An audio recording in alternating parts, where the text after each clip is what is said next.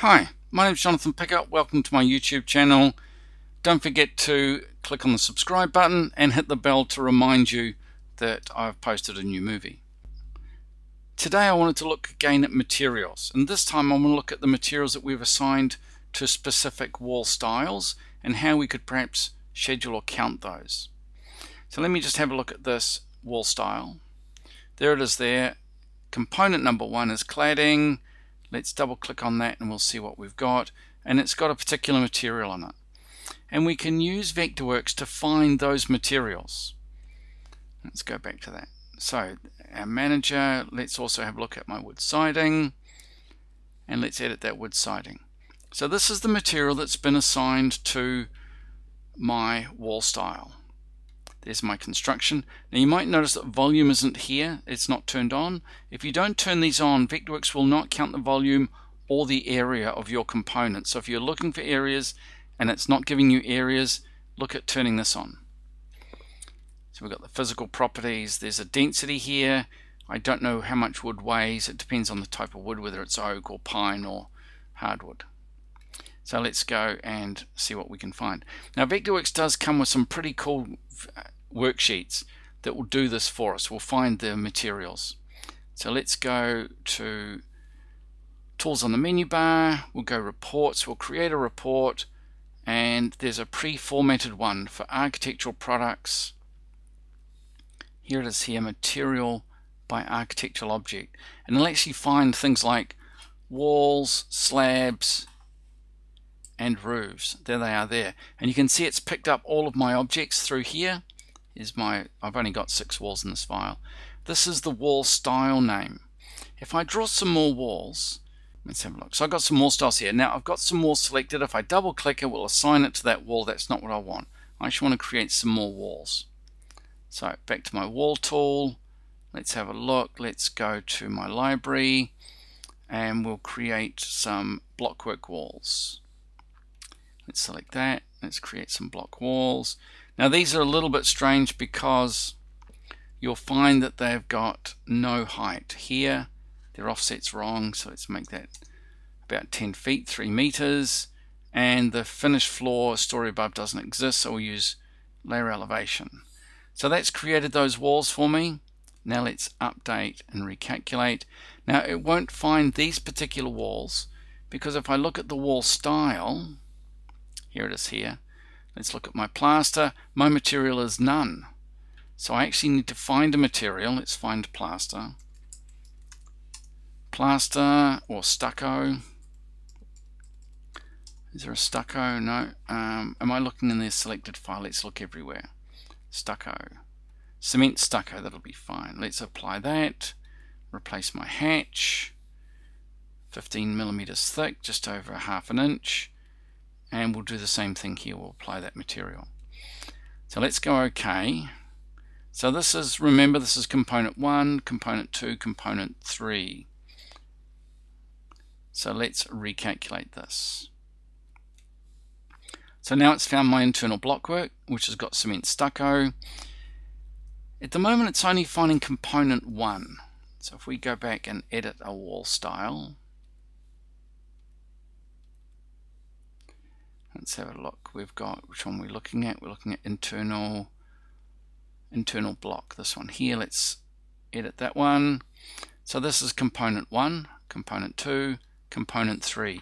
And Vectorworks uses those numbers to find the information and put it into this list. I don't want location anymore, so I'm going to select both of those. Copy.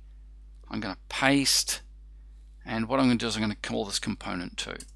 Now Vectorworks has a really neat little utility here, component material. This is a function and it looks for the material which is given by that number, number 2.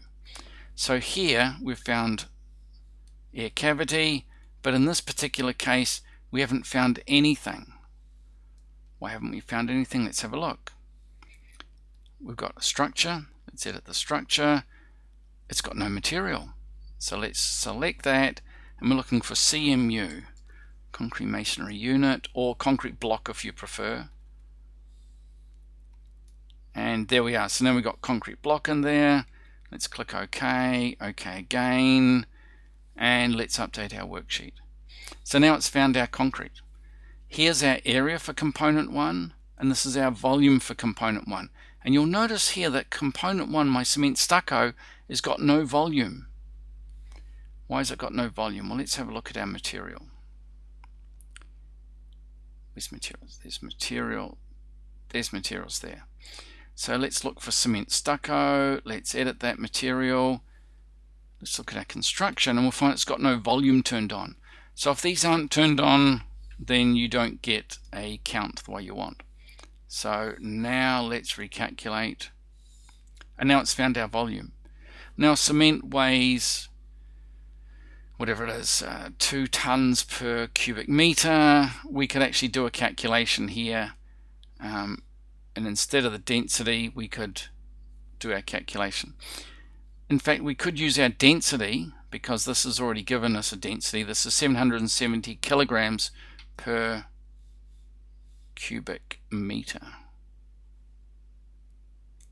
So we could go equals that times that. Enter.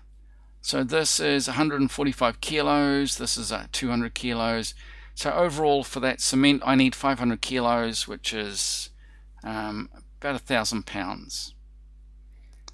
So my car can't take that, so I'd need a truck. But it would give you the opportunity to count and get a lot more information. So this is one of the beauties of materials, is it's not just the area, it's the volume, it's the density, and it's the weight that we can calculate as well. It can be quite powerful to do that.